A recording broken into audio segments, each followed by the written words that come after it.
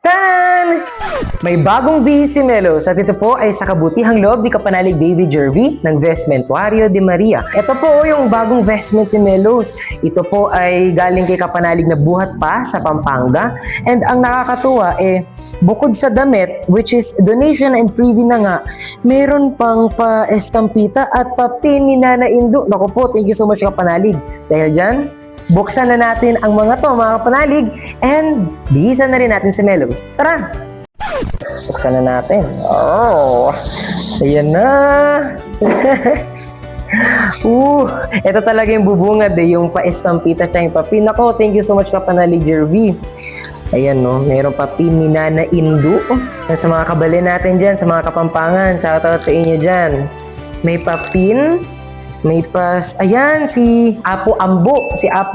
At saka, ayan, mag-tandem sila ang malapit na magpiesta.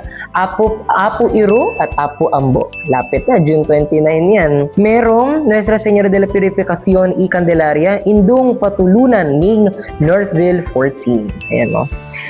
Lahat ng mga patrona ng Pampanga. Ayan yung Lourdes, yung Sunken Shrine, yung Jesus the Eternal High Priest. Ayan. Grabe Kapanalig Jervy. Hindi mo naman sinabing ko kompletuhin mo lahat ng mga pintakasi ng Pampanga. At si San Vicente Ferrer. Moto ko na sabihin San Antonio de Padua. Nakita lang ako ng tonsure at saka ng baby. Thank you so much Kapanalig. And of course, ang ating personal favorite, ang pin ni Nana Indo. Thank you so much Kapanalig. At pinadala mo pa po dito sa Baliwag ang mga patrona ng Pampanga. And bubuksan na po natin yung mga damit. Ayun Yan yung damit ni Melos. Ito yung sa sleeve niya. Ito yung sa yung scapular niya. Yung ganon. Tapos ito naman yung vestment niya mismo. Ang cute! Ang cute! Tahing-tahi siya. Nakakatuwa naman. Ayun ang pino ng pagkakatahi. Maganda yan.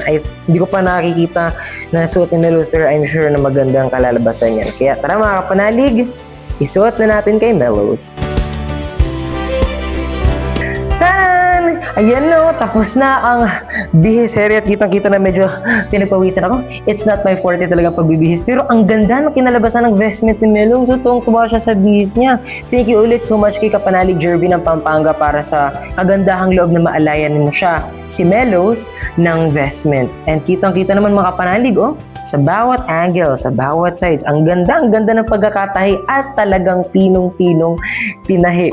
Dahil dyan mga kapanalig, make sure to follow Vestmentuario de Maria at makikita niyo pa po ang ibang mga portfolio at mga gawa ni Kapanalig Jervy na tunay nga naman talagang magaganda. Amen po ba? Amen! Hopefully kapanalig makapagpagawa po kami ni Melos at ni Kuya Tonyo ng iba pa po mga vestment sa inyo. And hopefully maging ang mga kapanalig natin ay makapagpagawa rin sa inyo.